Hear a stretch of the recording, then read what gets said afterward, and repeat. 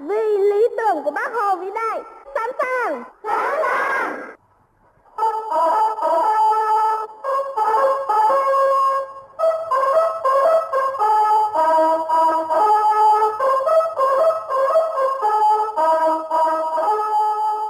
Hồng Anh và Thúy Linh xin chào tất cả các bạn. Mời các bạn nghe chương trình phát thanh thiếu nhi thứ 5 hàng tuần của Đài Tiếng Nói Việt Nam.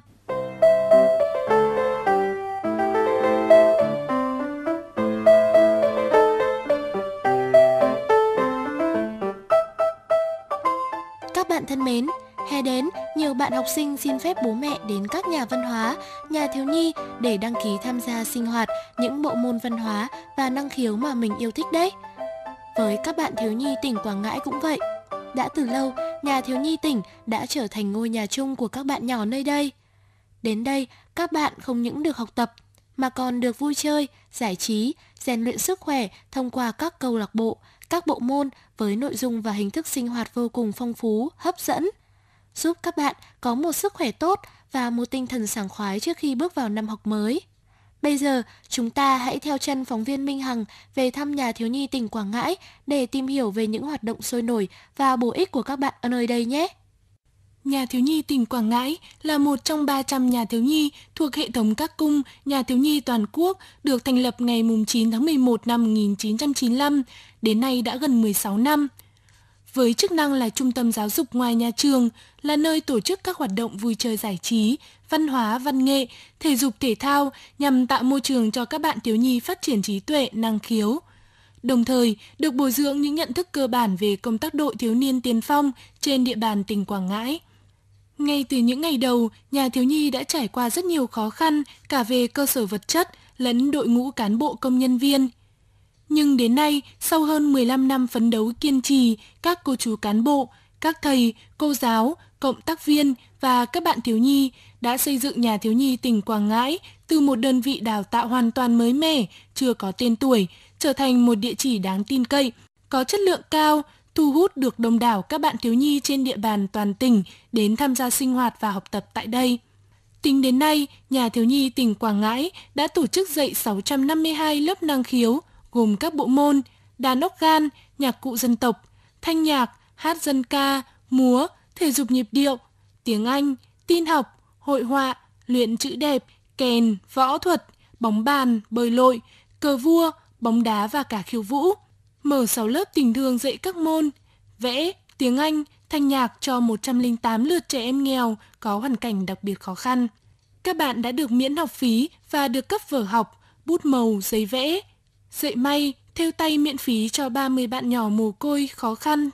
Sau khóa học, các bạn có thể tự kiếm sống được bằng nghề đã học. Chưa hết, nhà thiếu nhi còn thành lập 6 câu lạc bộ, đội nhóm theo sở thích. Câu lạc bộ văn học ngoại ngữ, câu lạc bộ phóng viên nhỏ, câu lạc bộ kỹ năng âm thanh, đội nghi lễ, đội nghệ thuật măng non, đội tuyên truyền măng non. Thu hút gần 3.000 lượt bạn tham gia.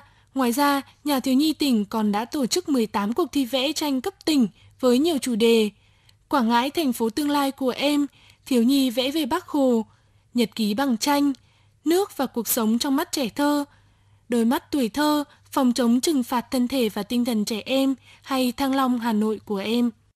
Tổ chức 6 triển lãm tranh thiếu nhi để lại ấn tượng tốt đẹp cho hàng chục ngàn lượt người đến xem. Nhà thiếu nhi cũng đã tổ chức liên hoan organ thiếu nhi, 3 hội thi tiếng hát măng non, hội thi tiếng hát họa mi tỉnh Quảng Ngãi, có 542 bạn tham dự.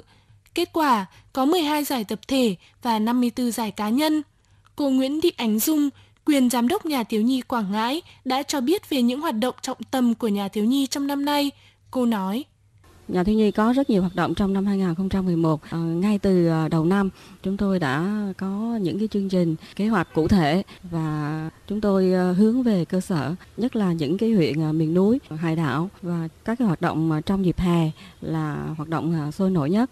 Ví dụ như là trong hè năm nay, chúng tôi đã có những cái hoạt động tiêu biểu. Thứ nhất là mở các lớp năng khiếu cho thiếu nhi.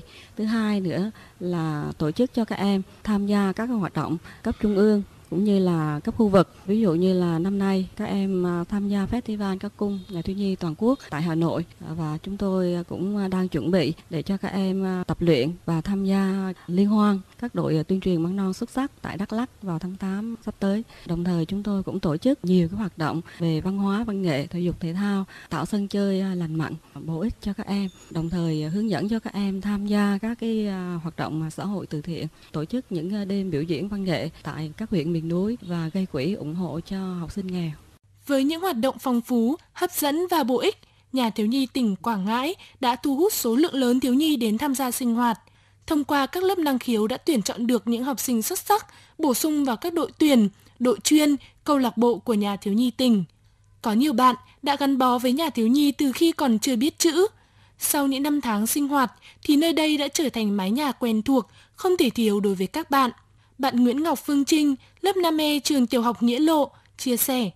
Em sinh hoạt tại Nhà thiếu nhi đã lâu rồi, từ khi em học lớp 2. Em đến sinh hoạt tại Nhà thiếu nhi vì em có một niềm đam mê và rất yêu thích, đó là hát và văn nghệ. Khi em mới đến Nhà thiếu nhi thì em còn bỡ ngỡ, và việc hát của em thì rất là nhiều lỗi chính tả. Và khi được thầy cô giảng dạy thì việc hát của em còn ngày còn tiến bộ hơn và rất là ít lỗi chính tả. Còn bạn Nguyễn Hà Trâm Anh, học sinh trường trung học thị trấn La Hà, huyện Tư Nghĩa thì nhớ lại. Trước khi vào đội nghệ thuật măng non của Nhà thiếu nhi thì bạn được tuyển vào học một lớp học hát. Lúc đầu bạn hát sai cao độ, nhưng rồi được thầy cô giáo ở đây uốn nắn, chỉ bảo tận tình nên bạn đã cố gắng siêng năng tập luyện. Và kết quả là cách đây 5 năm, bạn đã chính thức được tuyển vào đội nghệ thuật măng non của Nhà thiếu nhi. Trâm Anh tâm sự. Mình là một trong những thành viên ở đội nghệ thuật măng non Nhà thiếu nhi tỉnh Quảng Ngãi. Mình vào đội nghệ thuật đã được 5 năm rồi. Mình rất là vui khi được sinh hoạt ở đây. Ở đây thì được thầy cô chỉ bảo rất là tận tình. Có những lỗi sai thì thầy cô chỉ lại và mình đã sửa được. Có những chuyện buồn mình không thể chia sẻ với thì có thể chia sẻ với các bạn ở đây, và nếu được ba mẹ cho phép thì mình sẽ sinh hoạt đến khi nào không thể sinh hoạt được nữa. Hai bạn Phương Trinh và Trâm Anh đến nay đã rất tự tin khi đứng trên sân khấu để biểu diễn những tiết mục văn nghệ mà mình cùng với các bạn trong đội đã dày công tập luyện.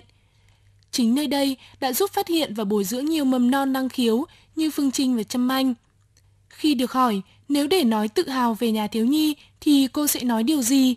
Cô Ánh Dung, quyền giám đốc Nhà thiếu nhi đã vui vẻ chia sẻ. Để tự hào về Nhà thiếu nhi thì điều mà đáng quý nhất đối với chúng tôi đó là sự trưởng thành của các em. Rất nhiều lứa học sinh đã sinh hoạt và học tập tại Nhà thiếu nhi, và sự trưởng thành của các em là một điều rất là tự hào. Phụ huynh rất là đồng tình ủng hộ, bởi vì qua các cái việc sinh hoạt học tập của các em tại Nhà thiếu nhi thì bản thân các em trưởng thành rất là nhiều. Các em tự tin hơn, có cái kỹ năng sống tốt hơn và hòa nhập với cộng đồng nhiều hơn. Quả đúng như vậy. Nhận thấy được hiệu quả từ những hoạt động của Nhà thiếu nhi mang lại, cho nên nhiều phụ huynh rất yên tâm gửi gắm con mình vào đây. Cho nên hàng năm số học sinh tham gia sinh hoạt năm sau còn cao hơn năm trước. Cô Nguyễn Thị Thu Thủy, phụ huynh của bạn Thúy Vi sinh hoạt ở đội múa, đã nói lên suy nghĩ của mình khi cho Vi sinh hoạt tại đây. Tôi rất thích cái câu lạc bộ của Nhà thiếu nhi Quảng Ngãi, tại vì nó đưa cho con tôi đến một cái nơi mà tuổi thơ của tôi chưa có được. Cho nên tôi muốn cho con tôi có một cái sân chơi. Con tôi thì nó nhút nhát lắm, nhưng mà khi nó đã tham gia sinh hoạt Nhà thiếu nhi thì nó rất là mạnh dạn, tự tin khi làm một cái việc gì đó. Có thể nói rằng, bằng những hình thức hoạt động phong phú, nội dung hấp dẫn, bổ ích, nhiều mô hình hoạt động sân chơi mới, phù hợp với nhu cầu, sở thích của thiếu nhi, thu hút đông đảo các bạn học sinh tham gia sinh hoạt, học tập và vui chơi giải trí, phát triển lành mạnh. Nhà thiếu nhi tỉnh Quảng Ngãi thực sự là ngôi nhà chung của tuổi thơ nơi đây.